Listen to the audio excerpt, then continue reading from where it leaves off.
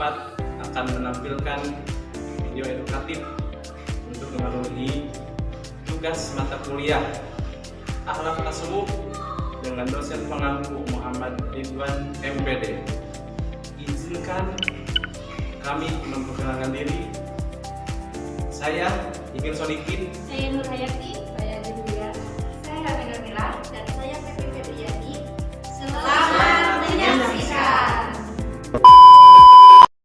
Di zaman yang katanya maju, teknologi berkembang, informasi ada di mana-mana, semuanya serba cepat. Tapi di balik itu semua ada satu hal yang sering kita abaikan, krisis moral.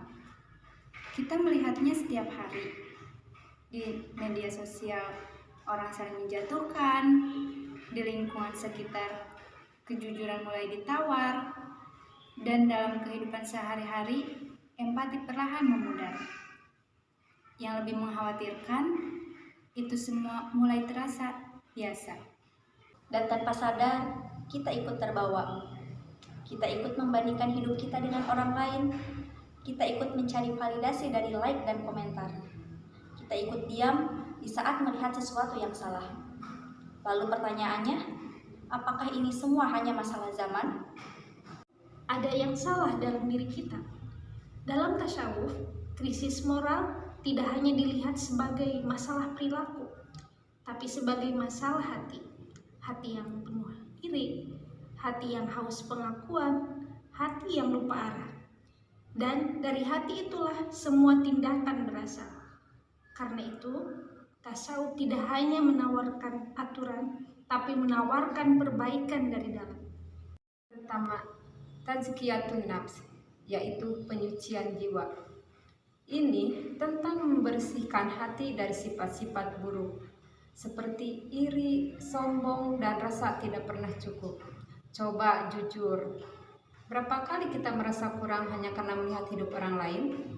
Padahal belum tentu kita lihat itu nyata. Takjiyatun nafs mengajarkan kita untuk kembali melihat ke dalam, belajar bersyukur, dan menerima diri tanpa membandingkan. Kedua adalah muhasabah atau introspeksi diri. Di tengah kesibukan, kita jarang berhenti, jarang bertanya, apa yang sudah aku lakukan hari ini? Apakah aku sudah jujur? Apakah aku menyakiti orang lain? Atau aku hanya menjalani hari tanpa arah? Muhasabah mengajarkan kita untuk tidak lari dari diri sendiri, tapi berani melihat dan memperbaiki. Yang ketiga, muraqabah, merasa diawasi Tuhan. Bukan diawasi manusia, bukan takut pada penilaian orang, tapi sadar bahwa setiap tindakan kita selalu terlihat. Kesadaran ini membuat kita tetap jujur, bahkan saat tidak ada yang melihat.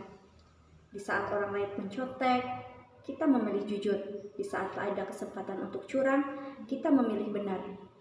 Bukan karena takut hukum, tapi karena sadar ada yang mengawasi. Yang keempat, juhud. Juhud bukan berarti meninggalkan dunia. Bukan berarti tidak boleh punya apa-apa. Tapi tidak menjadikan dunia sebagai tujuan utama. Di zaman sekarang kita sering merasa haus mengikuti tren. Harus punya ini, harus terlihat seperti itu. Padahal tidak semua yang kita inginkan benar-benar kita butuhkan. Juhud mengajarkan kita untuk cukup, untuk tidak diperbudak oleh keinginan.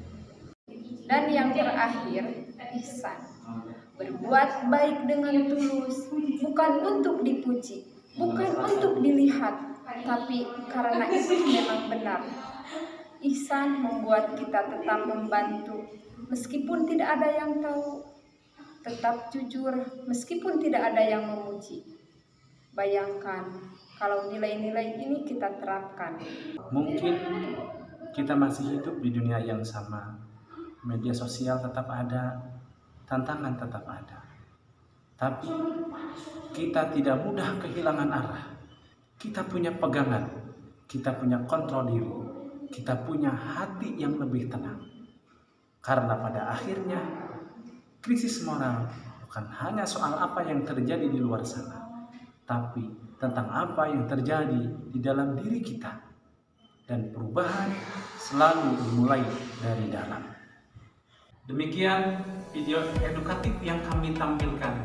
Semoga menjadi inspiratif bagi kita semua. Wassalamualaikum warahmatullahi wabarakatuh.